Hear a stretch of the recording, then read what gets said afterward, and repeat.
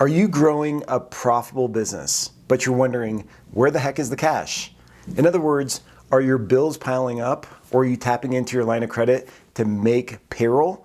If so, this episode is for you because I'm going to be talking about the number one killer of businesses, especially fast-growing businesses. Now, I've worked with a lot of entrepreneurs. I've seen a lot of different companies across multiple industries of all different sizes, and here's a common issue that I see. Now, some entrepreneurs are like, yes, let's grow the business. I'm excited to pour the gasoline on and drive more growth. And hey, look, that could be a good ambition, but if you don't understand the capital intensity of your business, you can grow yourself out of business, into bankruptcy, in fact. So let me explain here. So when I talk about capital, whether it's in my Financial Pro program where I'm talking about invested capital and returns on invested capital, or when I just say capital generally, typically what I'm referring to is the combination of two things. First, we have working capital, which is essentially the difference between current assets and current liabilities. Now, there's a nuance here because with your current assets, you're going to want to subtract out any excess cash. In other words, if you're sitting on a bunch of government incentive money, such as like ERP loans or PPP money, or you're just stacking cash in your business and you're not taking distributions or you're not reinvesting it. So any cash above and beyond normal operating requirements should be deducted from your current assets. And then you take current assets and you take the difference between that and current liabilities. And on the current liability side, you're going to want to deduct out any interest-bearing debt. Okay, so let me say that again. When I'm talking about working capital, I'm referring to current assets less excess cash above and beyond normal operating requirements and current liabilities less interest-bearing debt. All right, so when you take the difference between these two items, you arrive at working capital. Now, the other component of invested capital is going to be your net property, plant, and equipment. So think about it. When your business invests in things like equipment, machinery, a building, whatever it may be, in order to run normal operations, that's considered PP&E, property, plant, and equipment. And I say net because we want to account for accumulated depreciation. So remember, you buy a truck for $50,000, it lasts for 5 years, and then it's going to go down to zero. Then you're going to depreciate it $10,000 a year for 5 years. In other words, you're going to take that $50,000 value of the truck and you're going to write off $10,000 each year for 5 years over its useful life. That's called depreciation. And then that depreciation that you're accounting for on the income statement every year accumulates on the balance sheet. All right, so that's accumulated depreciation. And net property, plant, and equipment closely resembles your capital expenditures. All right, so there are some nuances here, but I'm going to just keep things really simple, really high level here. But essentially what I'm talking about is the amount of cash you have to invest in machinery and equipment, in buildings, and so on and so forth, all these assets in order to run normal operations. All right, so those are the two components that I'm referring to with invested capital. Your working capital and your net property, plant, and equipment. All right, those two things combined together equals invested capital, and these two things can kill your business if you are not aware of them. I was working with a company once and the CEO's like, Steve, we are ready to go. We're ready to grow. We have a new sales and marketing machine in place, and we are driving all these leads into our business. We're going to convert these leads, and we're going to just take off like a rocket ship.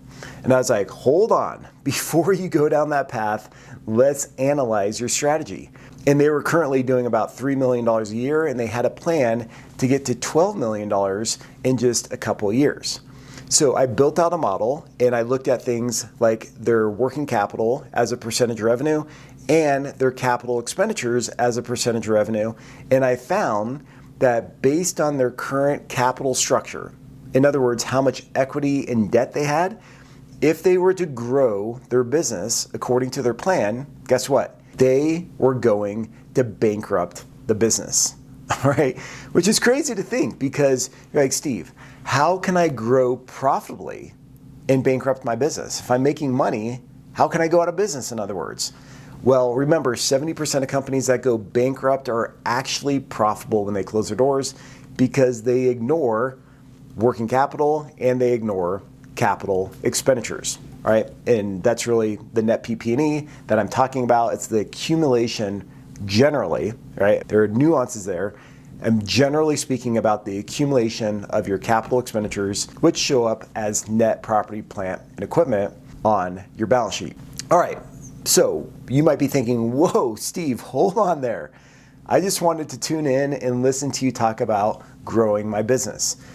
The reason why I'm doing this episode is because it drives me crazy out there in the market, because there are marketing firms, right, that are like, okay, we could do this to your business. We'll enhance SEO, we'll do paid ads, we'll help you to create funnels, we'll strengthen your offer, we'll do all these things in order to drive more sales. But if you are not paying attention to the finance side of things, you can get yourself in a lot of trouble. And I see this over and over again. And in fact, I fix a lot of companies that go down this path without a plan related to maximizing returns on their invested capital. All right, so let's take a step back and let me explain what capital intensity means for a business. And how do you know if you have a high capital intensity business? Well, there's two things that you can do, two calculations. First, you can compute your working capital as a percentage of revenue. Now, when you do this, make sure you look at your annualized revenue. So if you're just looking at it today, for example, as of September, you're going to want to look at your trailing 12 months revenue. In other words, you're going to want to look at your revenue from October of last year through the end of September, if you're going to look at it on a trailing 12-month basis. Or you could look at it from September through August, or January through December. Whatever it may be, you just want to look at your revenue on a 12-month basis, an annualized basis. In other words, don't take your working capital calculation and divide it by your monthly revenue. Otherwise, it's going to be all over the place. All right, so trailing 12-month revenue is going to give you the most stable denominator. All right, so let me walk you through how to do this calculation. Go to your balance sheet, and as of a certain date, so let's just say we're doing it as of the end of September, pull a balance sheet as of 9/30. All right, then you're going to look at your current assets and your current liabilities. Remember, you want to subtract out any excess cash. So if you're sitting on cash above and beyond normal operating requirements, you're going to want to subtract that out. Now, you may be wondering, all right, Steve, how do I figure out my operating cash requirements?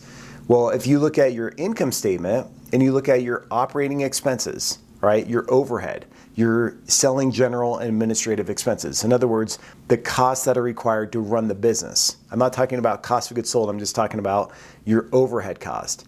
If you look at those costs and you average them out for, let's just say 3 months, that could equal your operating cash, right? If you're comfortable with 3 months of cash or 90 days of cash. Now, for some companies, they may feel comfortable with an equivalent of 3 months of overhead in cash, or maybe they feel more comfortable with 6 months or 9 months or whatever it may be. For every business, it's different, but that's just one way you can figure out your operating cash requirements.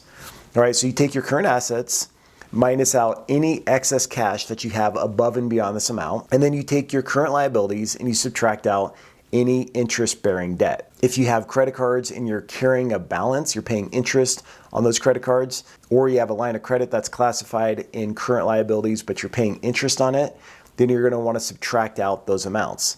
Now, if you're just using your line of credit and you are racking up a certain amount every month, but you're paying that off, that could be included in the calculation. You just don't want to include any interest-bearing debt, any debt that you're carrying a balance on for more than 1 month at a time. All right, so current assets minus excess cash, current liabilities less interest-bearing debt.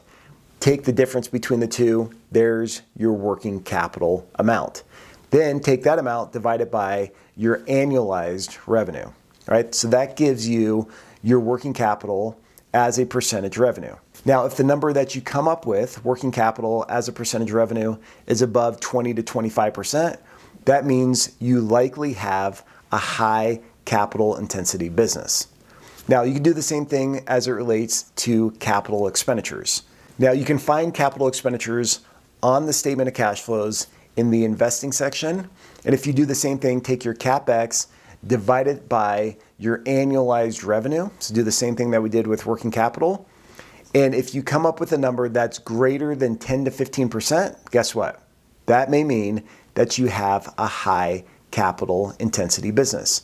So typically, if you're in telecommunications, manufacturing, or industries like construction, typically you're going to require high levels of capital in order to operate your business. Doesn't mean it's a bad thing.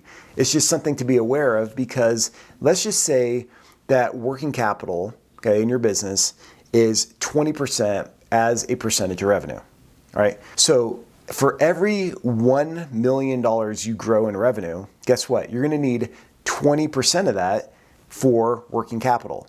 In other words, you grow by $1 million in revenue, you're going to need $200,000 in working capital to cover your capital needs, right? Your capital requirements. The difference between your accounts receivable, your inventory, your prepaids, and your other current assets, and your current liabilities, your accounts payable, your accruals, all these other things that rack up under current liabilities. You're going to need cash or capital set aside to cover these working capital requirements, because you're shelling out a bunch of cash to do the work, but then you have to wait to get paid.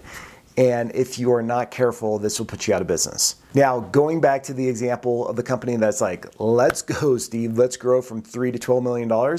Think about that. I mean, that's $9 million in revenue growth. And let's just say that they had a working capital requirement of 20%, or maybe it's a combination of working capital and CapEx of 20%. Well, if they grew by $9 million, they would need $1.8 million in capital in order to cover these requirements. And guess what? If you can't secure a line of credit fast enough, or if you're not retaining enough profit in the business and you're not generating enough free cash flow, you grow by this amount and you go bankrupt. All right, so that's what I wanted to talk about today. And I wanted to share with you a few calculations that you could do in your business right now in order to understand your working capital requirements and your CapEx requirements. And knowing these two numbers is going to be super critical when it comes to running and growing your business. Now, before I sign off, if you want to explore this topic even further, that's why I have the Financial Pro course. In this course, I dive deep into these concepts, and these concepts are super critical if you want to be successful at leading a business. All right, you can learn more about the Financial Pro course by going to byfiq.com, or maybe you're just like, Steve, I don't need to take a course. I just want to talk to you about my business, and I want you to come in and help my company grow sustainably. You can hit me up at coltivar.com. That's my business where I turn around and grow companies. You can go to the website. You can schedule a free call right now. No obligation, no pressure. If you just want to talk business, talk numbers, go there, set up a call, and we can start a conversation. All right, that's all I have for you. And until next episode, take care of yourself. Cheers.